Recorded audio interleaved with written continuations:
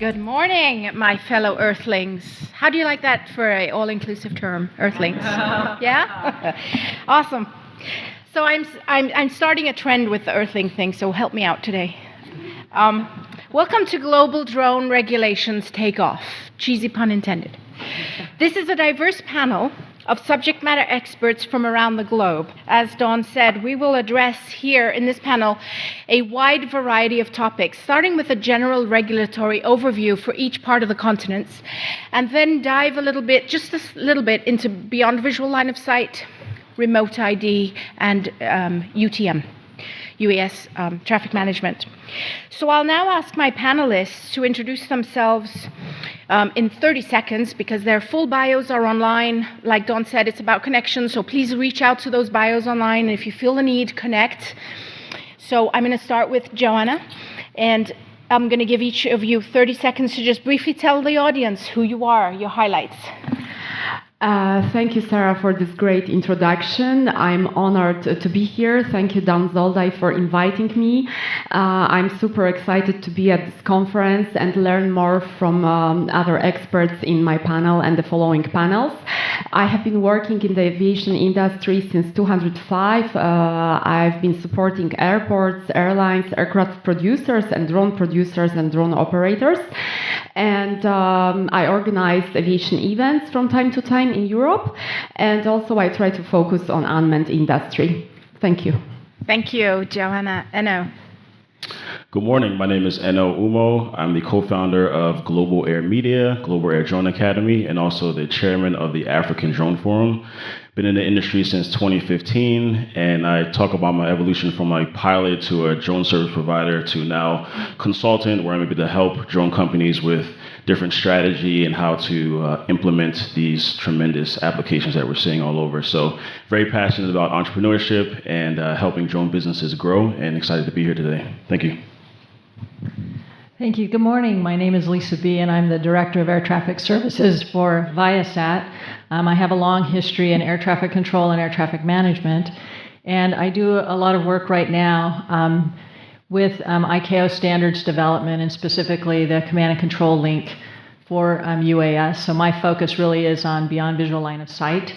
But we obviously work, the work with ICAO spans the gamut from small drones up to fully integrated airspace, those types of operations. So very happy to be here. Thank you. Good morning. My name is Derek Hufty. I guess I'm technically representing all the FAA because I'm filling in for my colleague Kevin Morris, who's the drone guy. He couldn't make it, so he asked me to sit in. Within the FAA, I am a branch manager within flight standards of the FAA, so my branch handles 107 waivers, 4487 exemptions. We do rec flyer policy, public aircraft, basically anything that's not air carrier, the drone delivery stuff, which we still help with too for some reason. I won't get into that. That goes to my branch. So yeah, happy to be here. Thanks. Hi, I'm Raghav. I'm a senior product manager at Idea Forge, based out of Mumbai, India. And I've been in the industry for about 6 years. And while at the company, I look after our software and autonomy stack. I've also done a lot of regulatory outreach for the company, and I've even helped co-authored some government papers on UTM, been a part of various drone committees. So super excited to be here. Thanks. Good morning. My name is Manuel Coelho. I am the co-founder and CEO of Speedbird Aero, a company based out of Brazil and Portugal. We are a drone delivery manufacturer and an operator as well, operating primarily in Brazil, Argentina, and now Singapore, England, Israel, and a few parts of the world. And thank you very much for having us here. This is great. And we represent a little bit of the drone logistics right here in this room. Thank you. And you can hold on to that. Okay, I was going to say, you can hold on to that. I'll start with you, Manuel, in a second. So last but not least, my name is Sarah Nilsson, as Dawn said. I'm a lawyer in Arizona, a pilot of crewed aircraft, and also a professor at Embry-Riddle Aeronautical University. Sorry for my UND competitors on that side of the room. Just checking. Are there any Embry-Riddle grads in the room, or am I the only one? And thank you. Go Eagles. Awesome. Whew. Excellent.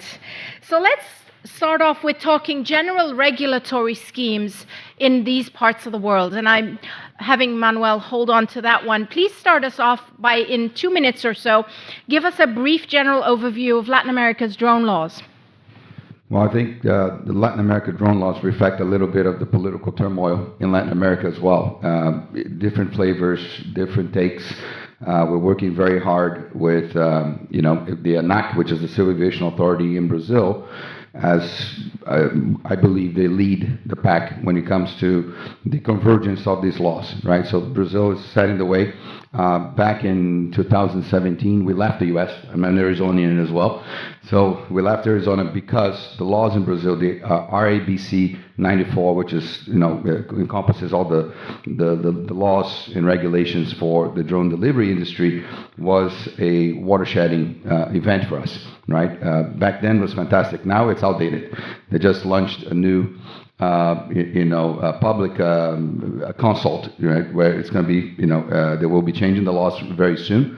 I think they're aligning with the FAA as well, with the EASA. So there's a huge process that's going on the way to harmonize or at least converge most of the regulatory efforts. In Latin America, we see, for example, there are some countries, not to put name names here. I think we can do that at a later time. I don't want to put any country here to spot, but we had aircraft that stayed, without flying for 6 months, waiting for documentation that one country was already, the design verification was done, it was flying but couldn't fly. Others that they didn't even bother. So it ranges from who do we talk to, who do we know, what we're getting, what are we going to do. So I believe this is what we're pushing very hard, because as a business owner as well, when you're applying for licenses in this country, in these countries, you have to understand, what the missions are, what the regulatory hurdles are. And right now, for drone delivery specifically, it's not clear. They have a much better understanding when it comes to the operations for other applications, especially agriculture, a few other surveillance, etc., because you have actually a pilot, just like Part 107 here, etc. They're controlling the aircraft, visual line of sight. When it goes beyond that, to beyond visual line of sight and full autonomy, or almost full autonomy, that all bets are off. So you have absolutely no guidelines, or very few guidelines to follow. So anyways, that's a little bit, we can get deeper, into the details later on, but just as a general overview of the region. Thank you very much. Raghav? Drone laws in India has been about quite a bit of a roller coaster since back in 2013 and 2014. I think back then we started off with a complete drone ban. So no one besides government and defense were actually allowed to fly drones anywhere. Through a bunch of conversations with our regulators, I think the entire ecosystem finally opened their eyes of the economic impact that drones can have across all sectors. And in 2018, we had our first actual civilian drone regulations launched with something interesting called NPNT. NPNT means no permission, no takeoff. So these were essentially certified autopilots on UAVs, which would unlock based on an airspace permission.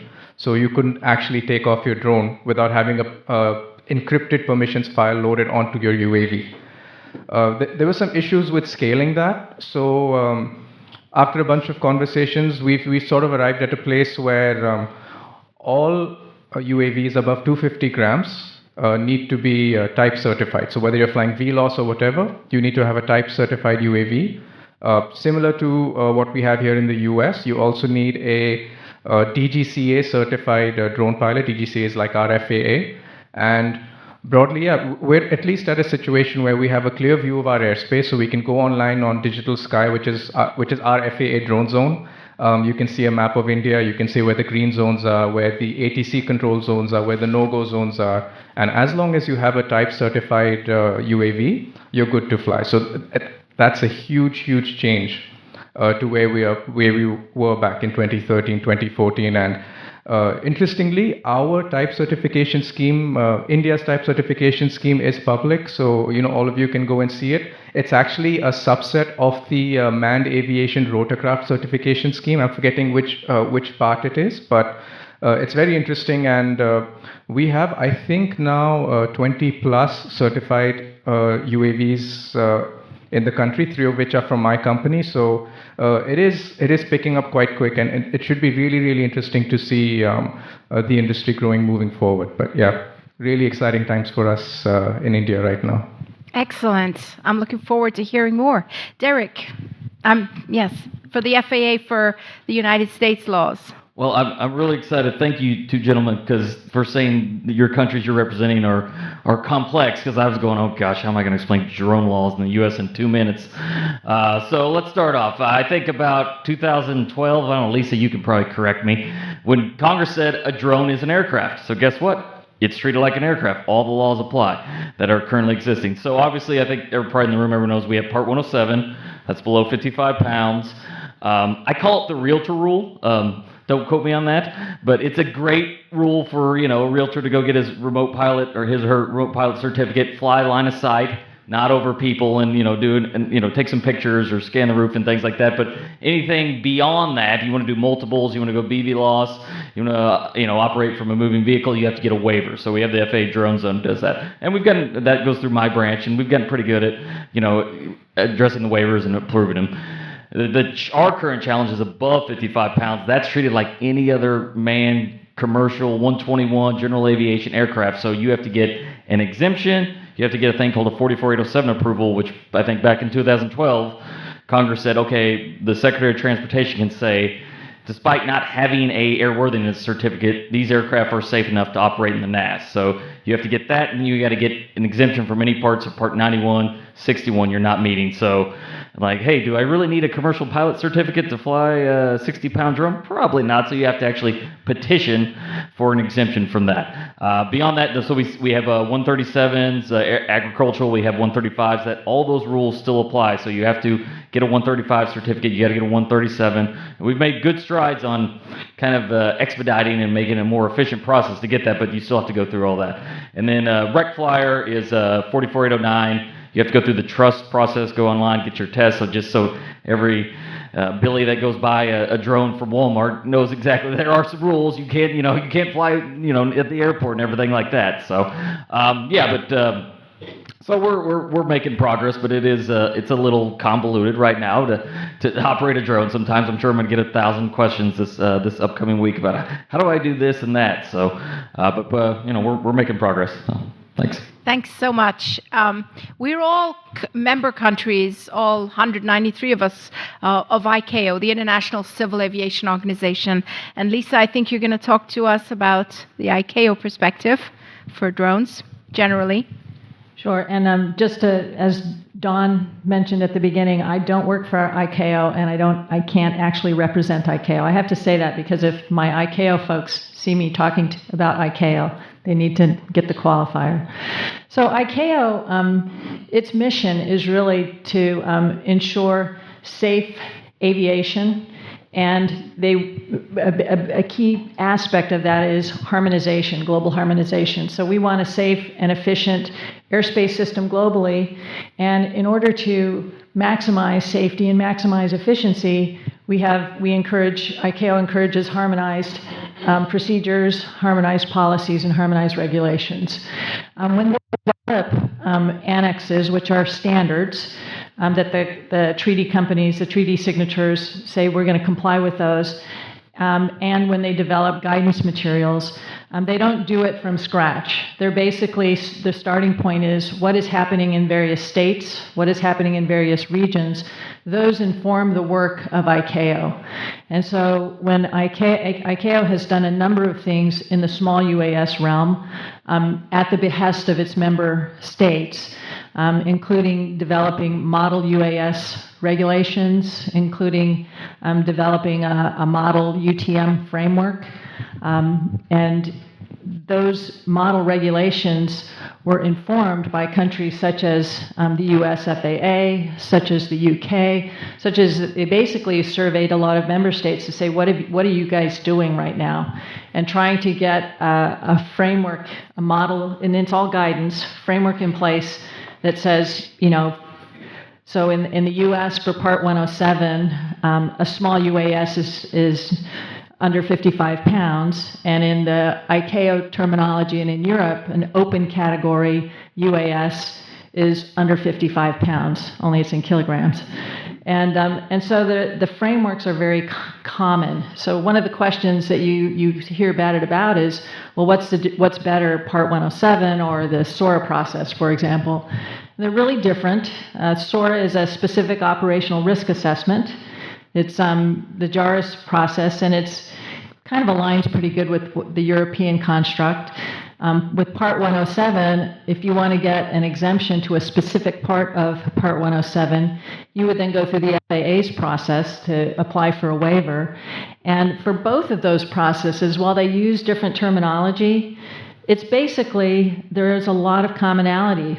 If you want to get a waiver to Part 107, to one of the rules under Part 107, or you want to get an approval for a specific operation in Europe, then you're going to have to develop a concept of operations. What is it you want to do? Where do you want to do it? What kind of vehicles are you using, et cetera? You have to do a risk assessment. They want the petitioner to do a risk assessment. So the FAA has built on their safety risk management policies. They develop a UAS safety risk management policy, and it includes concept of operations, identify risks, identify your mitigations. How are you going to mitigate these risks? What's the residual risk going to be after you apply the mitigations? And they recently updated it. So in September, they published an update to that, and they've even established, provided a baseline set of common hazards and common mitigations. The SORA process calls it something different, but they have your ground risk assessment, you have an air risk assessment, you have methods for how you're going to mitigate those systems, and then they have their own categorization. But the basic is, what are you going to do? Where are you going to do it? How are you going to do it? And what are the risks? What's the severity and the probability of the risks? How are you going to mitigate it?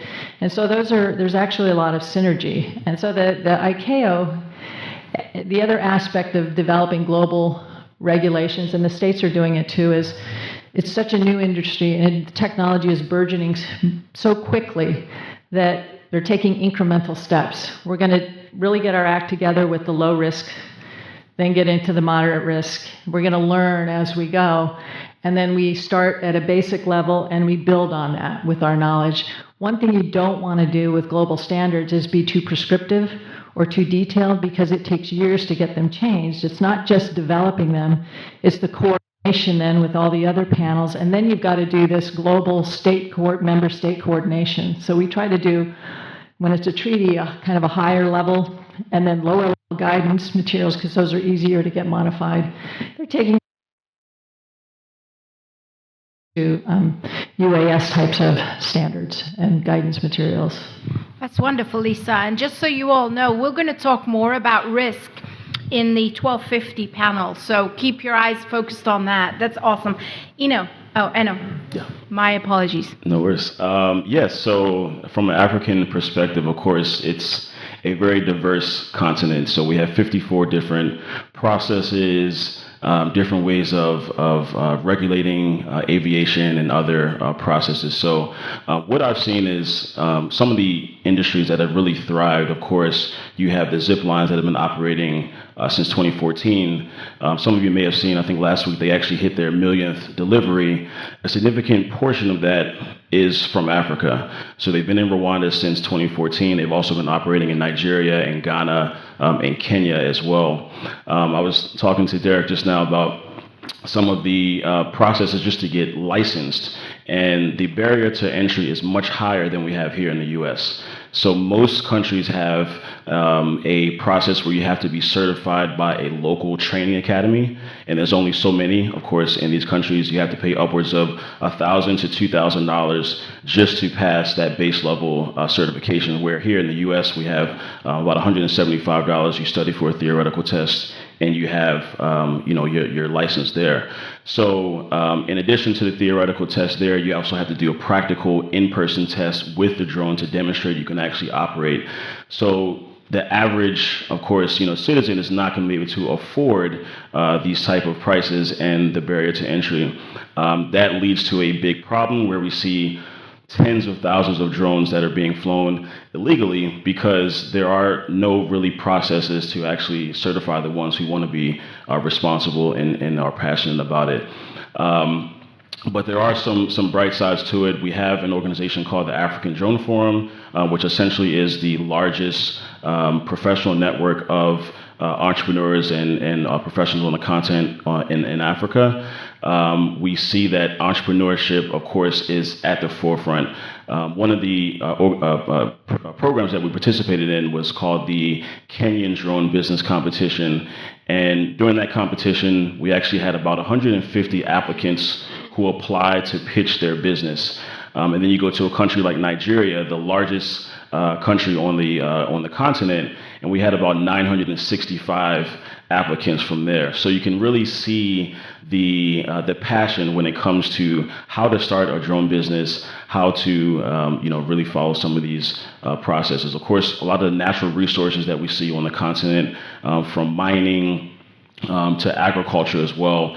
There's a huge amount of adoption there. I know in Tanzania, for instance, there's a huge agricultural project that are using all types of spray drones and really taking advantage of how drones can help there. So remaining very optimistic, knowing that regulations, of course, need a lot of work, but we know that the processes are there, and a lot of times we do tend to follow the European and also what the FAA has implemented as well. But the biggest another issue that I see is, of course, balancing security issues with the regulations. Of course, some of these countries have their own security issues that they're dealing with, so they feel like if they open up the floodgates, let's say for drones, it's going to compromise the security efforts that they have.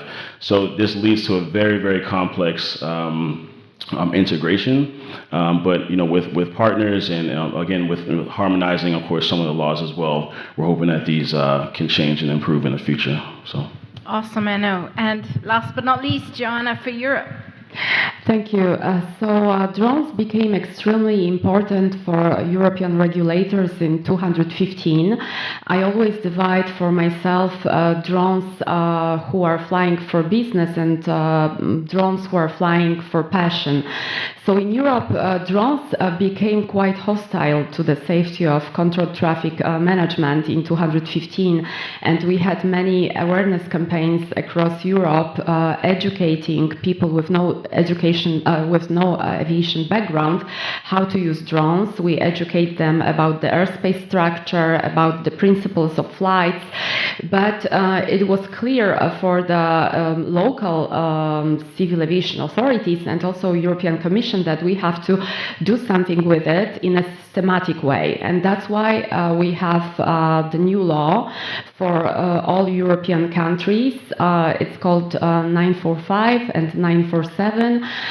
First one is for technical aspects. Second one is for the operational aspects. We also have basic regulation and use space regulation.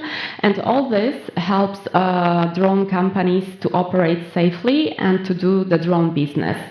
As a consultant, I see that a lot of things are happening.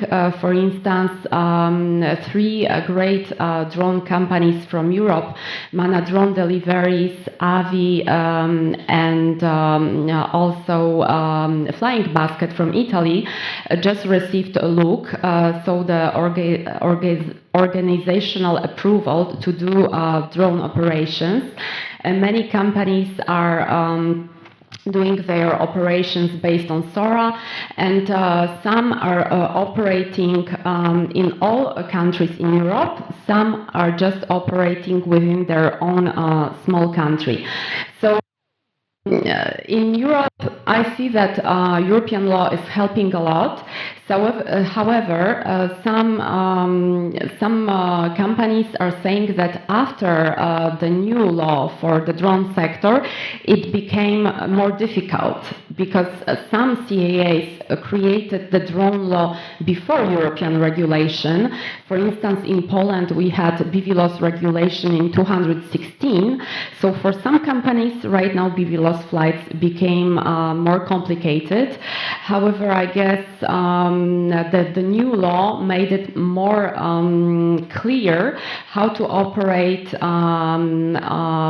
in a harmonized way. So companies like Flying Basket, Avi, Mana Drone Deliveries, they profit a lot from the clear vision of the European regulator. And I guess I will say more in the UTM question.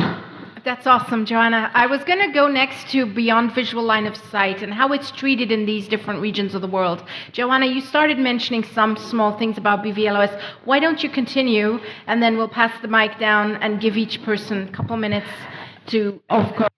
Yes. So in Europe,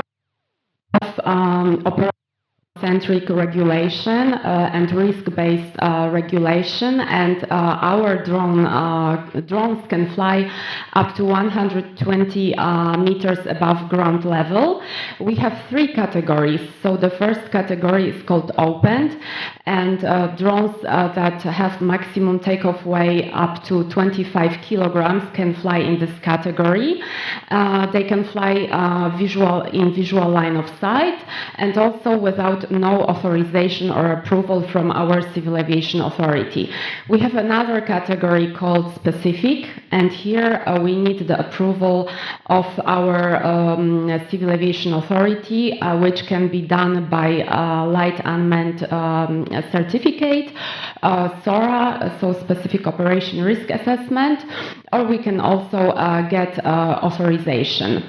And the last category is certified category, which is like unmanned world. So the aircrafts, unmanned systems that are operating in this category, they need to get approvals as in the manned aviation.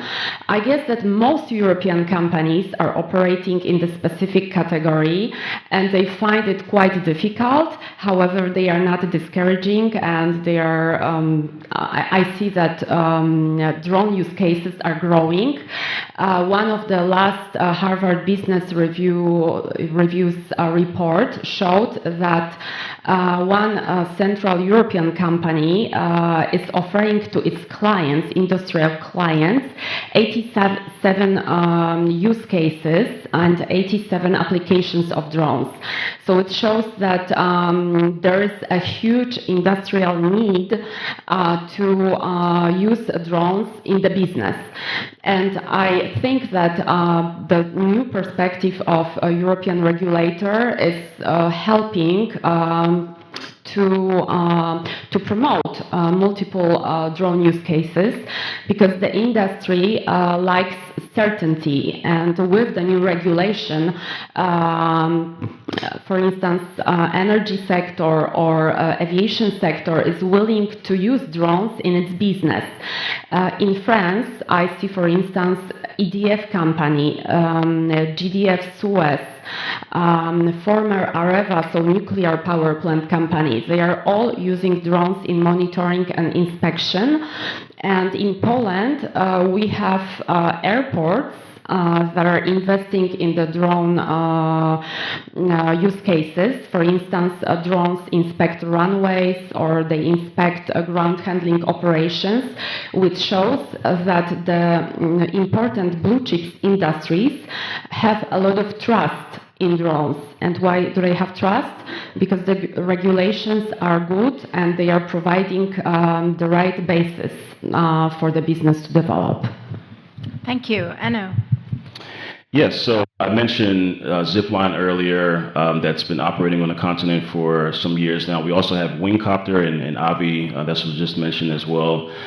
We've seen that Africa really has been a testing ground, or a place to validate a lot of these drone operations. A lot of times you see the companies come into the continent, find a space to run their thousands of tests, and then use that as validation in their home countries.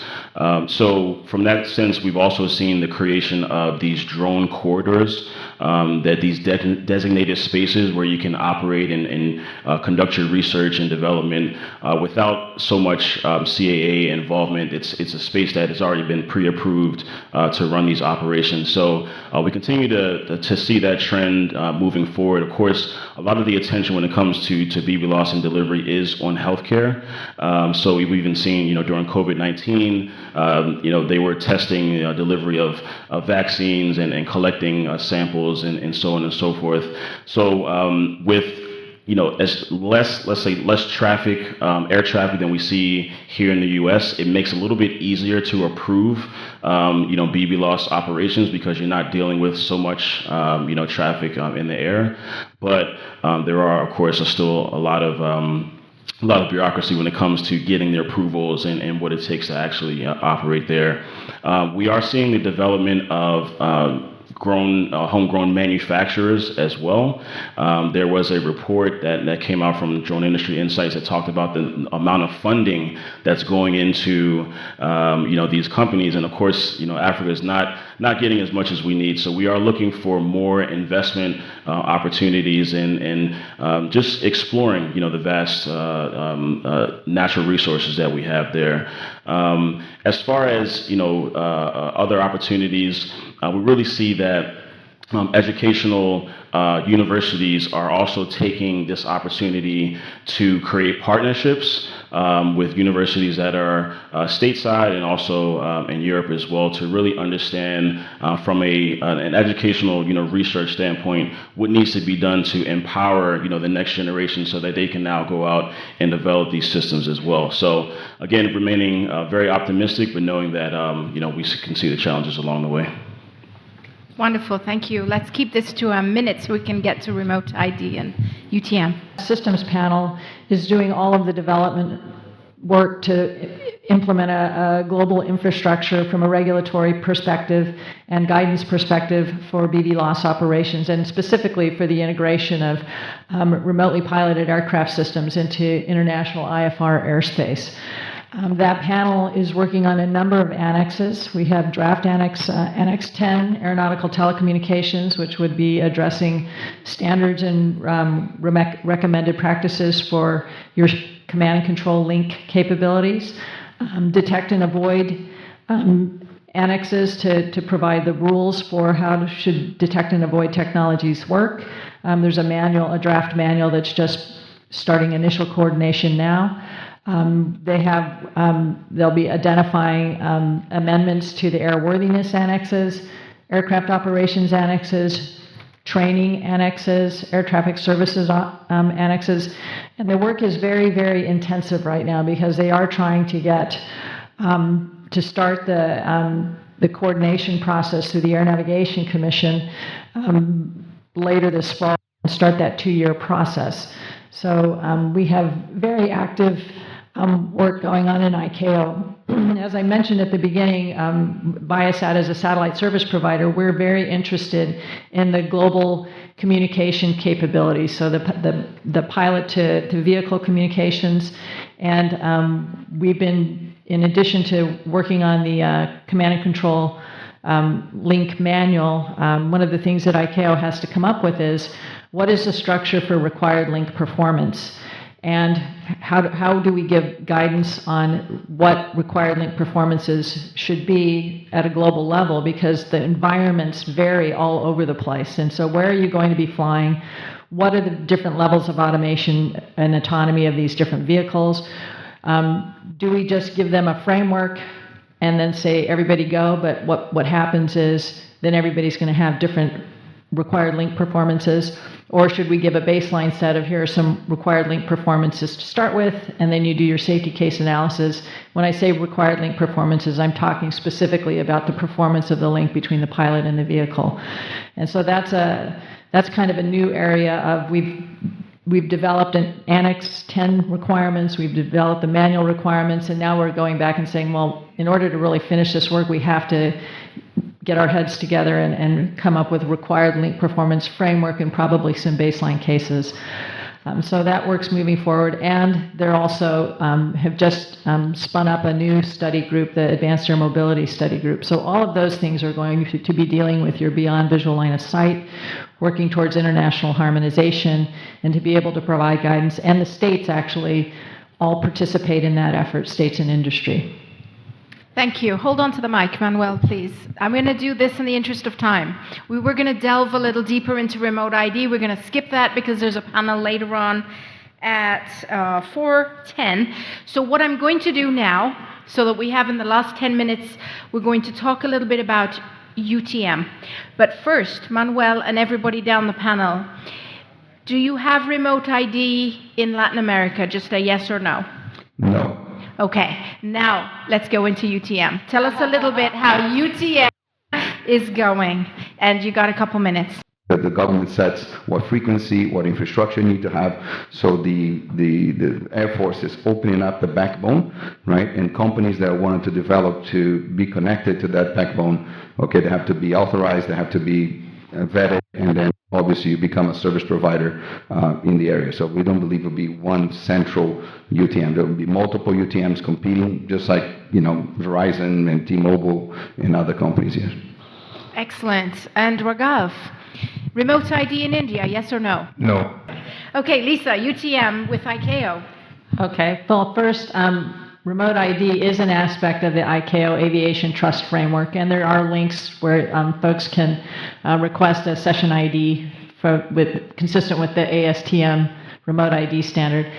ICAO published a UTM model framework a few years ago, and that is intended to provide guidance to states to implement requirements and guidance for UTM systems within their countries, and it covers all the aspects of UTM, strategic deconfliction, tactical deconfliction for the UTM providers, and so.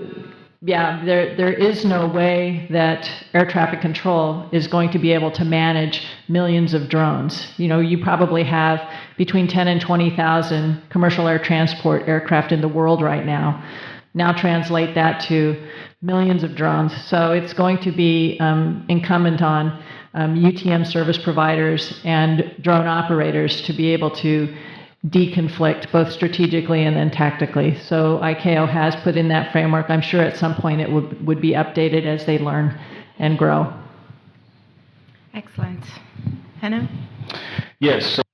ID in Africa, yes or no? No remote ID.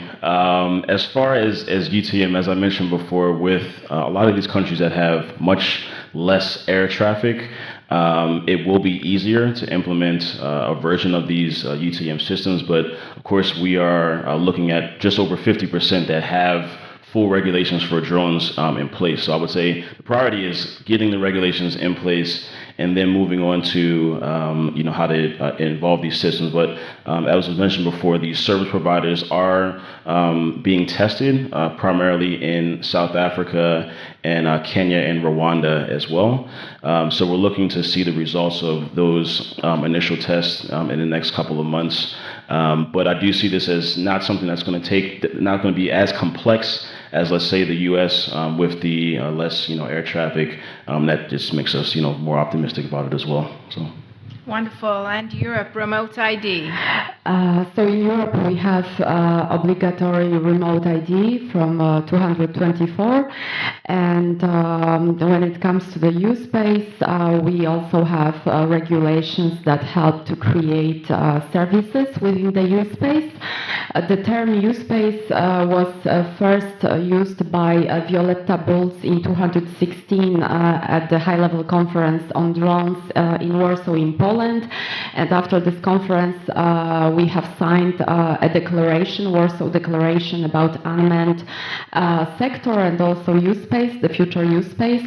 We also refer to it as an ecosystem where all aviation entities meet and try to survive in the one airspace. In Europe, we have a system of space demonstrators, so few countries tested from 217 or 18, I believe, on one airspace how general aviation aircrafts can integrate with drones and also manned aviation. And in Poland, we had this small surface of use space near Katowice airport. And it was quite a successful pilot project, but the future will show how we will develop. So far, European Commission and EASA allowed for obligatory services in use space. So the drones that are fly will get the information via use space services. They will get also authorization for their flights or not authorizations. And we have two supplementary services like weather services. And I guess that we are very happy about our use space regulation. We are looking forward to see it in progress in the future. That's outstanding. I wish we had all day for just this panel. So, in the last 30 seconds each, can you give some words of wisdom to the audience? We also have young adults here who are probably entering this workforce. I think it's great to be a part of a drone family. I come from the manned aviation, but I think we can learn so much from unmanned aviation. I even started flying aircrafts before. I was a little bit afraid of flying little vintage aircrafts. But due to the drone sector, I learned so much and I gained confidence. So I think it's sometimes good to start with the drone sector and then transfer to the classic aviation. Or just keep learning. It is evolving on an hourly basis with some of the tests and things that are going on. So just stay up to date with what's going on and encouragement for the future. I think one of the things that I've seen that's been really beneficial in the development of global standards is getting folks that haven't been married to the world of aviation safety regulations into the conversation, because they ask questions like, well, why are you doing that? Why are you so limited? And they really help push the boundaries and they help transition into new thinking. So my words would be to encourage trying to participate, to encourage asking the questions, to encourage pushing the folks that have been developing the regulations for why must we do it that way? What about this? And what about X? What about Y? What about Z? Because as we all are aware, this technology is rapidly turning over, rapidly evolving. And every time we go in with an expectation, if we are tied to that expectation, it can change very rapidly. So we need that flexibility. And in order to push the industry forward, we need new thinking and young thinking to help push the folks that have the background to be able to evolve it quickly, rapidly, flexibly, and make sure that we do have a safe, flexible system. So I'd say, since my 70-mile-an-hour fastball wasn't enough to get me into the big league, shocker, right? I mean, what's the coolest thing I can do, realistically? Aviation.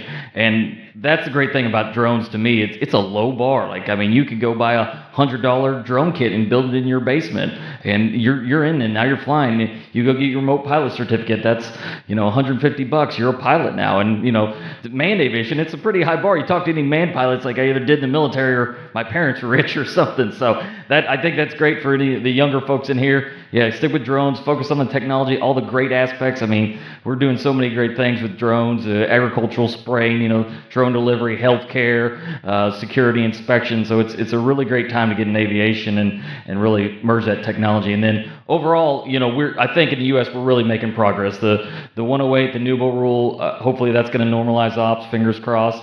And even till then, if you look online, you see what, look at your colleagues' pressers and what they're doing, but we're taking steps forward on safely integrating. Safety is always the focus, but we've kind of taken, I think, a significant step forward on allowing more complex operations. Awesome. And by the way, if you're already flying crewed aircraft, the drone pilot certificate's free. Yeah, that's an even better thing. Yeah, Awesome. Raghav. So one thing I would like to mention is being 6 years in the industry, being in a very technically complex industry, do keep your eye on what's happening in India. And the reason for that is I truly believe, and I've seen it, being from an engineering background, being successful in India is about solving problems at scale.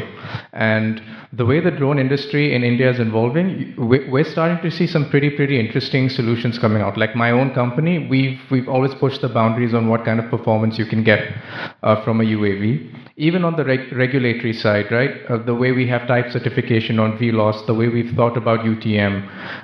So just keep your eyes and ears open, see what's happening. One more thing I may not have mentioned is India also has one of the largest government-backed mapping projects in the world, where over 660,000 villages are being mapped as we speak. So there's some pretty incredible things happening there. Problems are being solved at a scale which you can only have in a country like India. So yeah, happy to be here, happy to share that with you guys, and keep your eyes and ears open. Yeah. Okay, we know where to buy stock. No, just kidding. Just kidding. I'm not giving any kind of brokerage advice. Well, it's a drone delivery company. It's very hard to even expect me to say this, but safety above all. Really think hard if you should use a drone for this application or that application, right? It's pretty cool. There's a lot of things we can do, but should we be doing it? Should we be doing now, right? So at Speedbird, the first thing we have done was to look at the highest levels of safety and regulatory framework. So we went to Israel. So for 3 years, we've been operating under the Israeli National Drone Initiative. I urge everyone to see it, what they're doing, because they mandated now UTM. So there are 3 providers now that for you to fly a drone in Israel today, you have to be connected to an UTM, right? So all the things that we have learned came from a small country that they were able to simulate and work very closely with every